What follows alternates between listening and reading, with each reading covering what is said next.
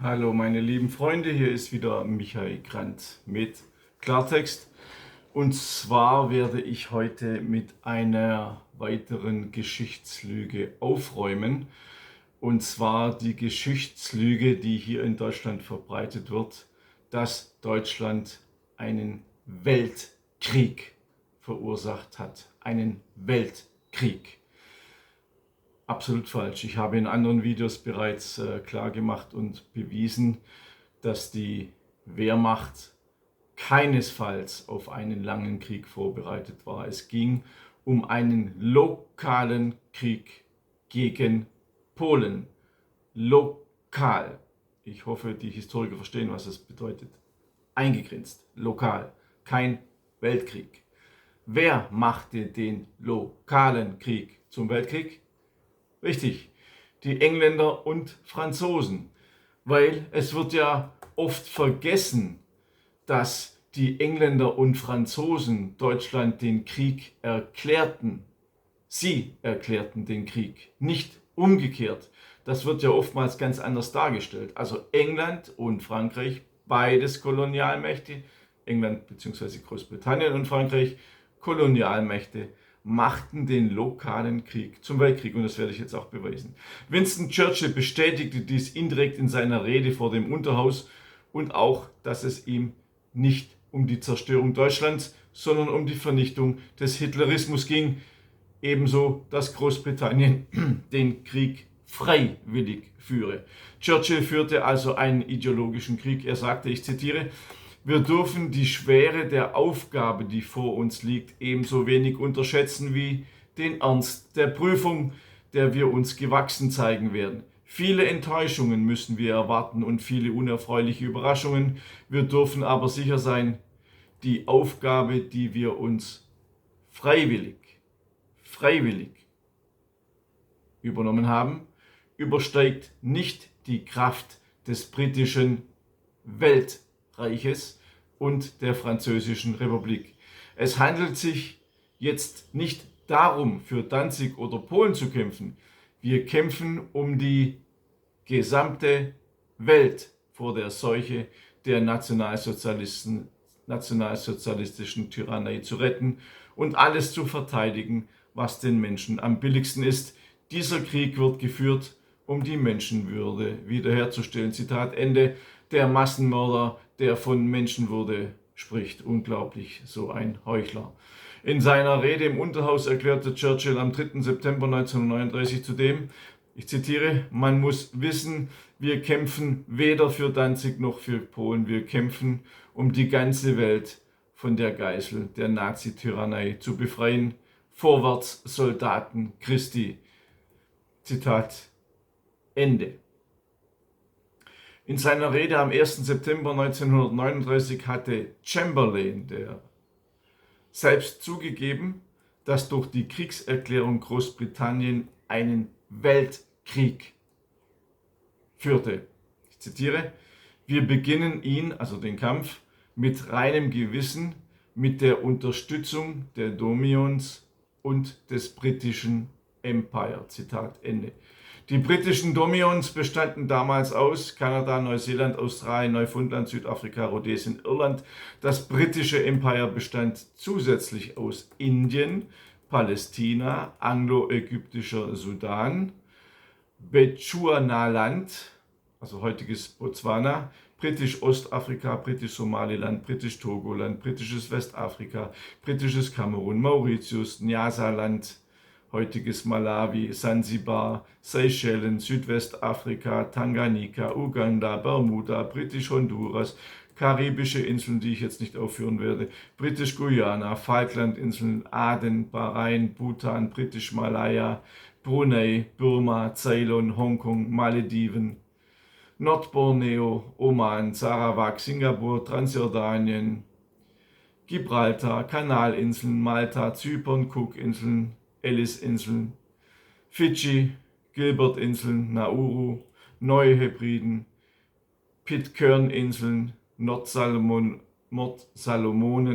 Tonga und West-Samoa.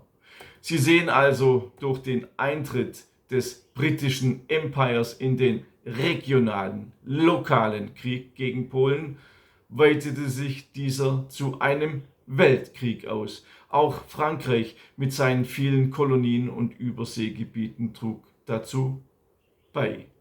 Denn aus diesen Kolonien kamen Soldaten, aus diesen Kolonien kamen Rohstoffe für die Engländer und für die Franzosen, die ihre Kolonien gnadenlos Jahrhunderte schon ausgebeutet hatten. Deshalb machten sie mit ihrer Kriegserklärung den kleinen lokalen Krieg gegen Polen zu einem Weltkrieg. Also lasst euch nicht schon wieder verdummen. In ChatGPT habe ich gelesen, ja, das stimmt alles gar nicht so, sondern Hitler ist ja schuld, dass England und Frankreich angegriffen haben, deshalb wurde der Krieg zu einem Weltkrieg. Über die Hintergründe des Krieges habe ich ja schon viel publiziert und die Vorgeschichte des Krieges mit Polen habe ich hier in Adolf Hitler eine Korrektur Band 3 absolut dokumentiert mit vielen, vielen Quellen. Es sind über 2300 Quellen, in denen ich beweise, dass Polen nicht das unschuldige Opfer war und dass die Engländer und Franzosen den Krieg wollten. Und Churchill hat ja gesagt, sie führen den Krieg freiwillig. Habt ihr das noch im Kopf, was ich vorher vorgelesen habe? Churchill wollte den Krieg freiwillig führen. Und was hat er getan? Er hat Polen schmählich im Stich gelassen. Der Massenmörder. Und die Franzosen waren auch nicht besser. Über den Kriegsausbruch und den Krieg gegen Polen, den lokalen Krieg, habe ich Band 4 geschrieben, meiner Buchreihe. Hier steht Band 4.1, das hat folgende Bewandtnis. Meine Idee war, alle Themen zum Weltkrieg in einem übergeordneten Band 4, also Band 4.1, 4.2, 4.3 und so weiter zu schreiben, das nur den Weltkrieg vereint unter der Nummer 4. Aber das haben die Leser nicht angenommen. Deshalb haben wir dann uns entschieden, nach 4.1 nicht 4.2 zu publizieren, sondern es geht dann regulär weiter mit Band 5. Also auch hier ein sehr, sehr dicker Band. Ich muss mal schauen. Dieser Band hat 2000 Quellen und alles dokumentiert.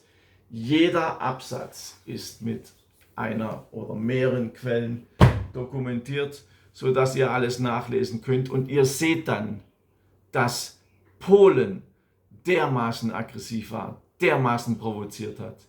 Ihr seht das und könnt das dann alles lesen. Ihr könnt es auch widerlegen, wenn ihr wollt. Und freue ich mich natürlich drauf, wenn man das widerlegen könnte. Kann man aber nicht. Also,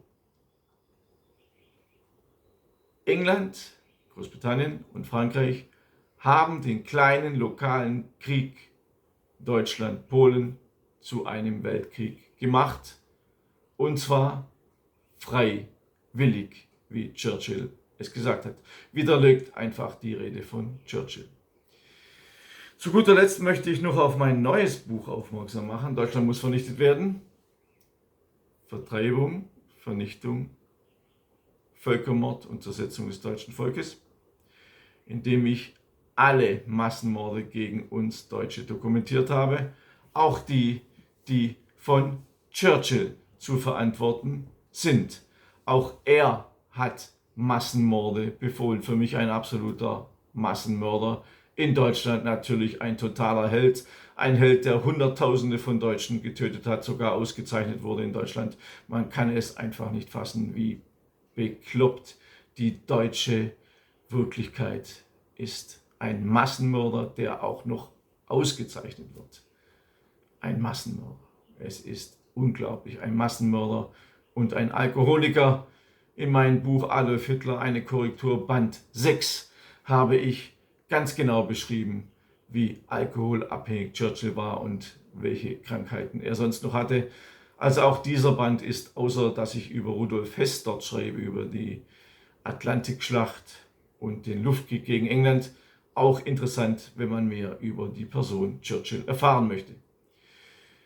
Bitte abonniert mich bei Telegram. Ich sage es immer und immer und immer und immer wieder. Ich kann es schon fast gar nicht mehr hören, dass ich das selber sage. Aber ich sehe einfach, dass die Abonnentenzahlen bei Telegram nicht so wachsen, wie ich mir das vorgestellt habe. Weil ich habe mir vorgestellt, wenn ich genau die gleiche Abonnentenzahl habe wie in YouTube, kann ich wechseln nach Telegram. Dort wird weniger zensiert. Abonniert auch meinen kostenlosen Newsletter auf www.michaelgrant.de.